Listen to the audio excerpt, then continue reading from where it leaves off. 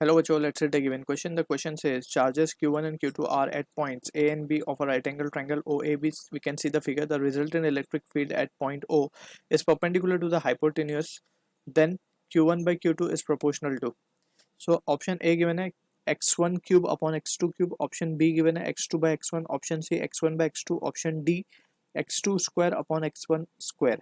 So for this question जो यहाँ पे हम की concept use करेंगे, that is the concept of electric field due to point charge. ठीक है, तो हमने इलेक्ट्रिक फील्ड इंटेंसिटी के बारे में देखा है, that is E is equals to F by Q and precisely E bar equals to F bar by Q. So this is what the force acting per unit test charge is nothing but it is the electric field intensity, right. अब यहाँ पे question के हिसाब से अगर हम देखें इस फॉर्मूले को थोड़ा सा अगर और मैनिपुलेट करें तो we can write the value of E as to be K Q by R square, where Q is the charge जिसकी वजह से हम इलेक्ट्रिक फील्ड इंटेंसिटी चेक कर रहे हैं. ठीक है, और यहाँ पे जो स्मॉल क्यू हमने लिखा था that is the unit test charge, या उसको स्मॉल क्यू नॉट बोल देते हैं हम. ठीक है, तो मेन फॉर्मूला है के capital Q by R square. Capital Q charge की वजह से जो फील्ड इंटेंसिटी है वो इस फॉर्मूले से दी जाती है. ठीक है, सो यहाँ पे अगर हम देखें, अब बात करें, हमें बोला गया पॉइंट ओ पे. सबसे पहले तो हम पॉइंट ओ पे नेट इलेक्ट्रिक फील्ड निकाल लेते हैं. तो पॉइंट ओ की अगर हम बात करें ये है, और Q1 Q2 चार्ज गिवन है ए और बी पे. तो ए की वजह से Q1 Q2 को हम पॉजिटिव चार्ज कंसिडर कर लेते हैं.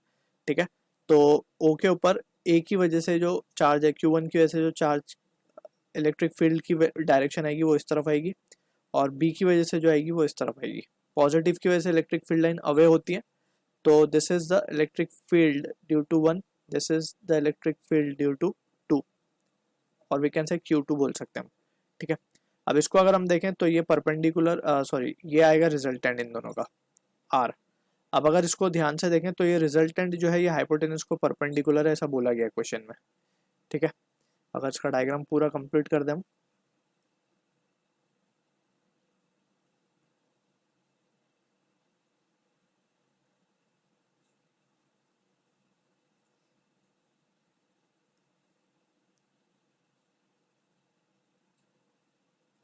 इस तरीके से ये हो गया हमारा परपेंडिकुलर. हमें बोला गया क्वेश्चन में इस perpendicular to the hypotenuse, right. So ये हमारा पॉइंट ए है, this is B and this is our point O.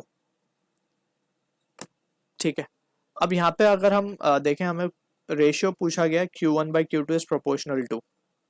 ठीक, सबसे पहले हम रिजल्टेंट की वैल्यू निकाल लेते हैं. रिजल्टेंट की वैल्यू जब हम देखेंगे so it will B E1 को हम क्या लिख सकते हैं, E1 will be equals to in terms of magnitude it will be K Q1 upon जो डिस्टेंस है वो है x1, तो x1 का स्क्वायर. एंड E2 की अगर हम बात करेंगे तो E2 को हम क्या लिखेंगे, K Q2 अपॉन x2 का स्क्वायर. क्लियर. तो सिंस हम देख सकते हैं हमें रिलेशन चाहिए Q1 Q2 और x1 और x2 के बीच में, तो हम क्या करेंगे, we will consider this angle to be as let's say theta. तो ये एंगल भी थीटा हो जाएगा हमारा. सो ये हो जाएगा 90 minus theta, so this angle will also become theta, right. So बड़े ट्रायंगल में से अगर हम देखें, इस बड़े ट्रायंगल में से ये एंगल हमें मिल गया है थीटा.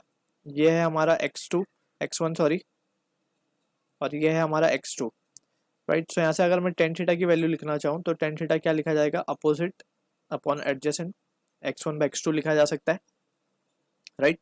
अब ये छोटे वाले ट्रायंगल को देखते हैं जो हमने वेक्टर फॉर्म में फॉर्म किया है. यहाँ पे इस वाले ट्रायंगल की बात कर रहे हैं हम, तो यहाँ पे टेन थीटा को हम क्या लिख सकते हैं, tan theta will be opposite, that is E2 upon E1, right.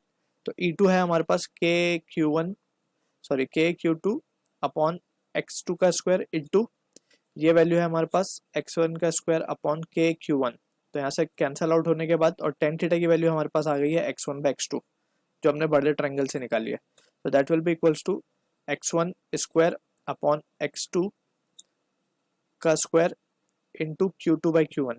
हमें रेशियो चाहिए था Q1/Q2 का, तो we can see simply Q1/Q2 will be equal to, ये आ रहा है हमारे पास